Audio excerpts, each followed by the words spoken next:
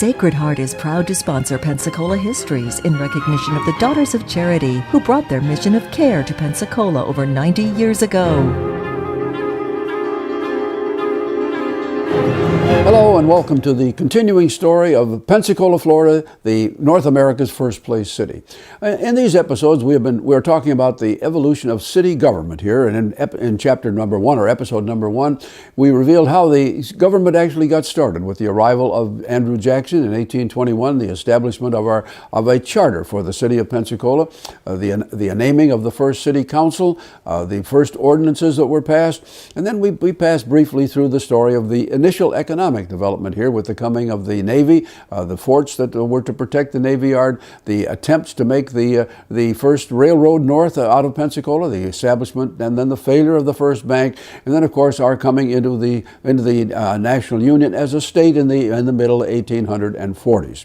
Things progressed about the same through the early part of the 1850s, but then in the latter part of that decade, the idea of railroad fever again infected Pensacola. And the same man, Colonel William Chase, along with other investors and bondholders from the city of Pensacola, invested in the beginning of the Alabama and Florida Railroad, which was to run from the docks at Pensacola up to what was then called Pollard Junction in southern Alabama. And the work began, the actual construction began in 1856. And of course, in the last few years of that decade, the tempers and feelings rose to fever pitch across the country on the issues of tariffs, slavery, and states' rights. And so as we approached 1860 and the presidential election, everyone here, like everyone across the country, was on the edge of their chairs wondering what was going to happen. And of course, when Mr. Lincoln did win his election as the president, Florida very quickly followed 2 other states,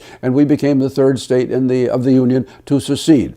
Now, when that happened, of course, the state of Florida itself, the legislature, revised the state constitution to comply with the association with a new national body, the Confederate States of America. But Pensacola itself stayed basically the same. There was no change in the charter.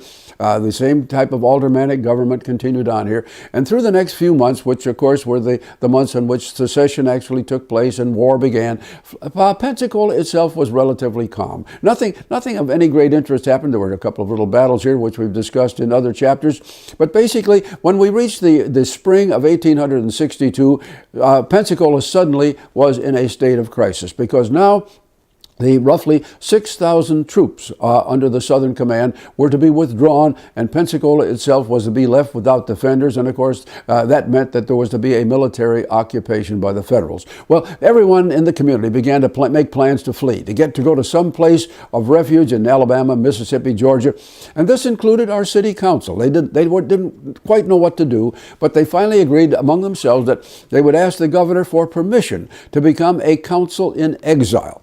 And the governor, probably not wondering what in the world they were thinking about, but nonetheless, he gave his approval. And so on a given day, on the 9th day of May, the council left, along with their families, and they retreated to Greenville, Alabama, where they remained for the balance of the war. And the story that we have is that they continued to conduct city business on a regular basis all through the next 3.5 years. Now, what they did, we don't know, because there are no minutes reflected. One thing that is of interest, however, is that before they left, they wanted to safeguard all the records that had preceded these dates, and so they went to their council clerk, Mr. De La Rua, and Mr. De La Rua agreed that he would stay, he wouldn't flee, and he was to be paid $100 a month to safeguard the records. And what the story goes on, what he did was to get some large earthenware jars, safely put the records in there, and he buried the jars, and they remained safely there until the war was over and people began to return. And when the council reseated itself, Mr. De La Rua proudly presented the jars to them,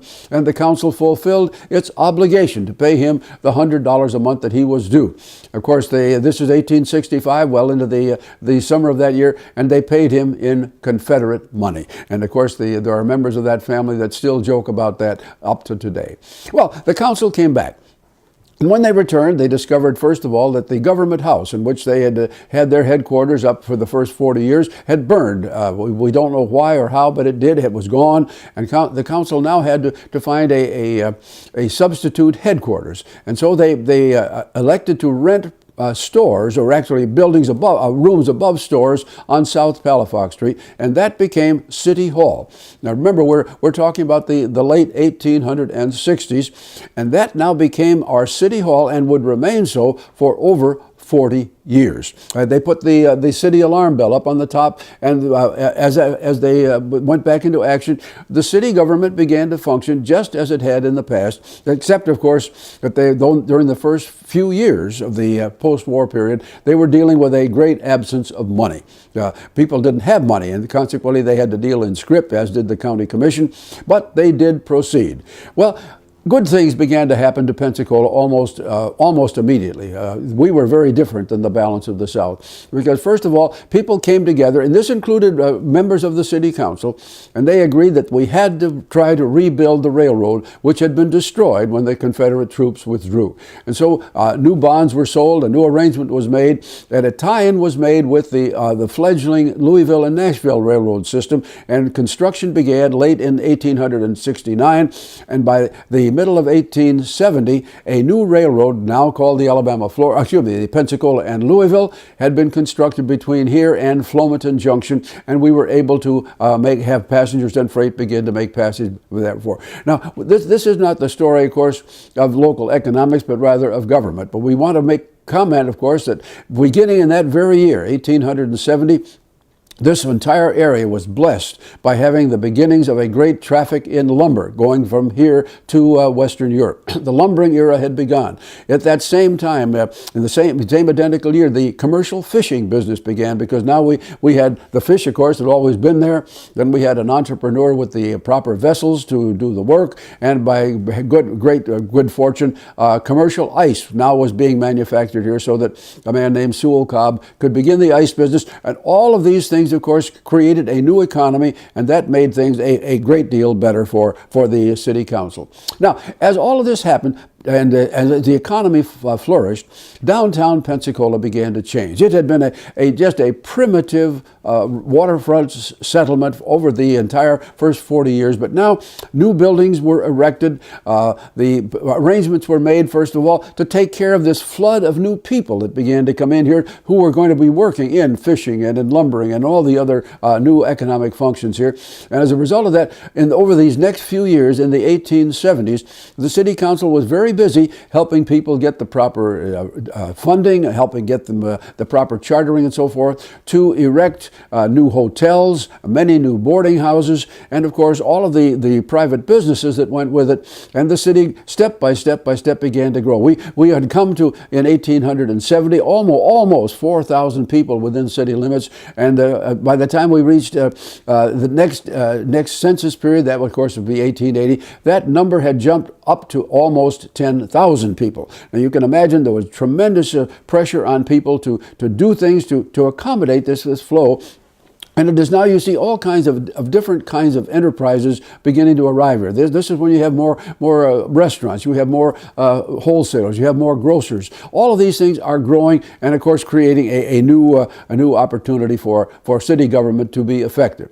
Now, step by step, the council did that, and they were very careful. The councilmen were very conservative, and things. They just did I think we would say, a good job. Except as we move into the 1880s, business was so good that it was very difficult for people like the police department to maintain a good team, because the jobs were plentiful, and of course the city was not paying very much for this, and so we began to have problems of crime and punishment that went with it. The city had, of course, still had its own marshal, had a number of other paid policemen, but things were not going too well in that regard. The area of fire protection was being handled by volunteer fire companies. By the time we get into the middle 1880s, there were half a dozen such companies, and all of these were manned by many of the men of substance in the community. Their wives were the ones that put on the bake sales and the bingo parties to earn money to provide the equipment that they needed.